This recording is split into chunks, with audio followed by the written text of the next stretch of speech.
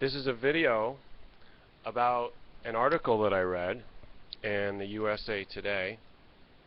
It was online, and it was written by Maureen Dowd, and she's quite well known. No, I'm sorry, it wasn't written by her. It was written by Jessica Durando. And it goes on to state that Maureen Dowd, writing for the New York Times, is reporting on her experience with marijuana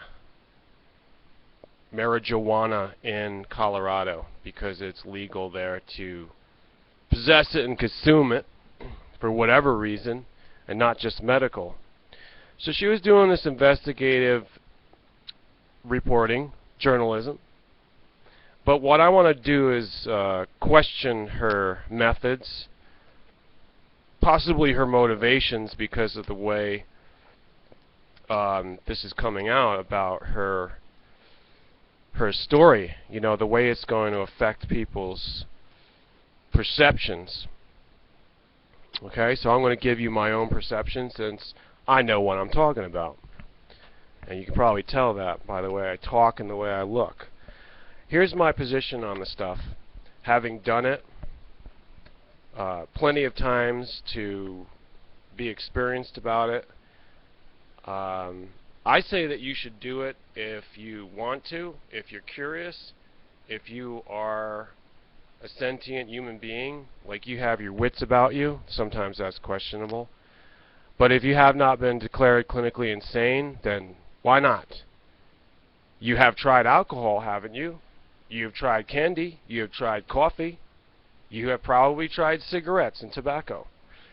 So having said that, it's just grouped in with the various types of quote-unquote drugs. It is a mind-altering substance. Okay, let's just be real. This is a starting point for the discussion. Now, there are several ways to ingest it. In other words, taking it into your body. Look it up in the dictionary. When you do ingestion, it's going to absorb. And one way is smoking. A lot of people got problems with smoking. They have an aversion to smoke, which is something that we have to face. Many people are just afraid of marijuana, cannabis, hemp, reefer, pot, whatever you call it, only because they don't like smoke, because they won't smoke tobacco anyhow. They don't like smoke. Smoke is like a fire. Smoke is like when you're going to die kind of thing. It comes out of a volcano. Do you really want to breathe in that stuff? Other people don't care. Once you start smoking, you get over that first hurdle or the first fear. You just keep doing it. They smoke like they're a smokestack. But when it comes to this plant, and that's what it is, it grows in the ground. All right, we might as well face the fact. You could actually ingest it by eating it. It's almost like eating a salad, but it's a dry salad. It's like an herb. It's like a spice. You could put it on your salad and your salad dressing. You put it on pasta, on chicken marsala, whatever you want. You can actually cook with it. See, people are like have blockages in their ability to think commonsensically, like logic. If you're going to just put it anywhere, as long as it gets absorbed into the oil. This thing is a fat-soluble substance that's in there. They call it scientifically THC. There are other substances in there. It depends on whether you get the stuff fresh or whether it's dried and whether they cure it or process it in any way. Well, that's a whole other issue. And they may spray it. There may be an additive or this and that also in the growing process. But I'm not going to go into that. That's too complicated. When you have the stuff, the goal is to absorb the psychoactive part of it, which is mixed in. Now, it's a whole substance. It's a whole food, which is good by my estimation. It's not an extract. It's not a processed food. Oh, watch out for that stuff. Don't even mention it. It sets off a red flag.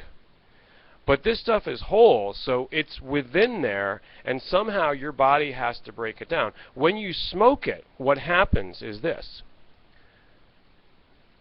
The mind-altering psychoactive substance, possibly some people call it hallucinogenic, even though it is not officially classified as a hallucinogen. This material goes into the bloodstream through the stomach can pick it up, also other parts of the digestive system. It's carried by the bloodstream. It goes into the brain, the nervous system. I should say not the stomach. We're talking about the lungs if you smoke it. We're talking about the lungs. It will go through that and get picked up right away into the brain much quicker. Not only that, it could go through the sinuses and it gets absorbed directly into the brain because it's just a membrane. membrane, not brain. It goes through the membrane and into the brain and then to the nervous system, and you feel it, and it creates whatever it's going to create in you, euphoria and this and that. So aside from all the science, let me talk about Maureen Dowd, because her experiences stated that she had a negative trip. According to the reporter talking about her, she was in a Denver hotel room and she ate some of the stuff. So let's not even talk about smoking right now. Let's talk about what happens when you eat it. She said she had it. She ate a whole, average sized candy bar. It was chocolate flavor, Actually, I don't even like the way they say that, chocolate flavor. Seems like it was just in chocolate. They mixed it in there and then it hardened and they put it in a bag. So she didn't feel anything. It took her an hour, it says. They quote her, an hour. So by my knowledge of it, it will take about an hour. Some people, if they're sensitive, can start to feel it within about, could be 35 minutes, 40 minutes, 45 minutes. Some, if your body is numb and your system's a little bit slower, it could be about an hour, possibly longer. So considering this, if you're a pot smoker, that's crazy for you, because you get that hit. The high hits you in about 5, 10 minutes, 15 minutes. So waiting up to an hour is crazy for you, especially that's why people are impatient. They don't want to eat this stuff. But that's what she did. That's what she did. In fact, right here, my opinion is that if you're going to do it at all, you really should just eat it. That's my recommendation. I want to see people be doing that more. But unfortunately, I don't know how many people are listening and doing that. But what I want to say is that she did that in Colorado, and they do have it as an edible candy, cookies, brownies, cupcakes, whatever, muffins. That's great. That's really great. I mean, it's like Amsterdam back in the days. It's like Alice B. Toklas. Remember the brownies with Gertrude Stein? They also used to hang out with Picasso and all that. Those brownies. So, what did she feel after an hour? She says, a scary shudder. I felt a scary shudder go through my body and brain. I barely made it from the desk to the bed. I laid up curled in a hallucinatory state for the next 8 hours. All right, here's the thing. The trip could last for a while. And what she's really bringing up here is dosage and how it's going to affect you. All right, so here's my criticism, because I don't, I've already said a lot of things here, gone into a lot of details. When you take something, the smart person, and you would think a journalist is going to be smart enough, but you don't take a whole lot for the first time and not feel it, and you don't take something and not realize that you don't know how much it's going to affect you for an hour and then keep eating. She ate the whole candy bar. Who does that for the first time? Who does that? Who does it? Seems like when you read the article, she was alone. A medical consultant later told her that the types of candy bars should be, these types should be consumed by inexperienced users by cutting them into 16 pieces.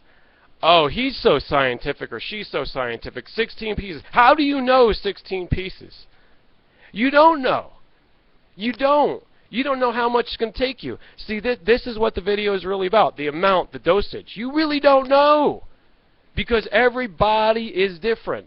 If I say you go to a restaurant or you got one size fits all, quarter-pound hamburger or whatever, well, no.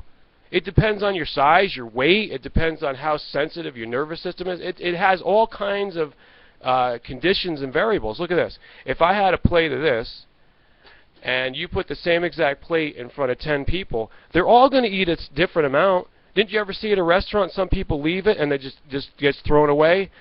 The waiter comes or whatever they call them, the service comes and takes it away. Most people don't finish everything that's on their own plate, the whole plate. They don't. Most people don't, and some people go for seconds. So you might as well heap it on for them. Give them a double-size heaping mountain. That's how different people are. You say, do I have to explain this to Maureen Dowd before she does anything? She ate the whole freaking candy bar an hour later, then she wants to complain? You got no right to complain. You're not a normal human. You ain't logical. Take away your press card. You've been rejected. It's all about doses, people. And if you're not an adult who understands about dosage and you want to be told, well, you better get a specific person, pay them a lot of money to measure you out and do kinds of permutations and laboratory experiments to find out how much you should have before you take it so you don't get paranoid in a comatose state. Now, next time you do it, maybe you should cut it into 16 pieces and eat one of them. And after the next hour, you see if you can handle it before you eat the next 1/16th piece. That's what I'm saying. And if you didn't know that beforehand, why did you do it? Why are you that irresponsible with yourself? And now you're going to talk about it? And you ain't embarrassed? Oh, you should be embarrassed. Oh, you should. You should. If this is the report that's going to come out, and then people can't figure out when they hear it, they're going to think, whoa, oh, this stuff is too powerful. Duh, I guess if I take it, I'm going to be curled up into a ball for 8 hours or more, thinking that I'm dead. Let's see if the article says anything good before we conclude here, because I didn't read the very end of it. They're talking about the legal implications. I'm not talking about legality here. I really couldn't care about this in the video. No, she didn't take anything into consideration here that would make any sense. She says the Rocky Mountain Poison Center reports statistically an increase of the number of parents going in the poison control hotline to report their kids had consumed pot. Oh, Mommy! Mommy, I just drank some chlorine. You know kids will drink anything. If you leave a bottle of liquor out in whiskey, they're going to drink it. They thought it was soda pop. They thought it was juice or whatever else you give them. That's what they thought it was. So you got to lock it up. See? This is not about the substance. I just told you, they're all drugs. But what do you do when you're around kids? You should be arrested if they have it and you've got to call up the poison center and they get to it. Idiots! You keep this stuff away from kids or anybody who's the in-between, maybe teenagers, 18, 19, 20, because they don't know their bodies get affected differently. They are more going to have an extreme reaction to something. Their bodies are smaller. Just like I said, even if you become an adult, it's not like magically one size fits all when you're, past 20. Everybody is different. Children, on the other hand, are all going to be susceptible because they're so small. Their brains are not even developed. So when you get this stuff around children, you should be arrested. I don't care whether it's Colorado or anywhere else. I've got kids. I've got tons of kids. You think anyone even ingested pot around me? No. That's why I'm walking around doing these YouTube videos and telling you where it's at. That's the truth. Thanks for listening. Make sure you subscribe, do all that stuff, favorite this, thumbs up, and share it with your friends.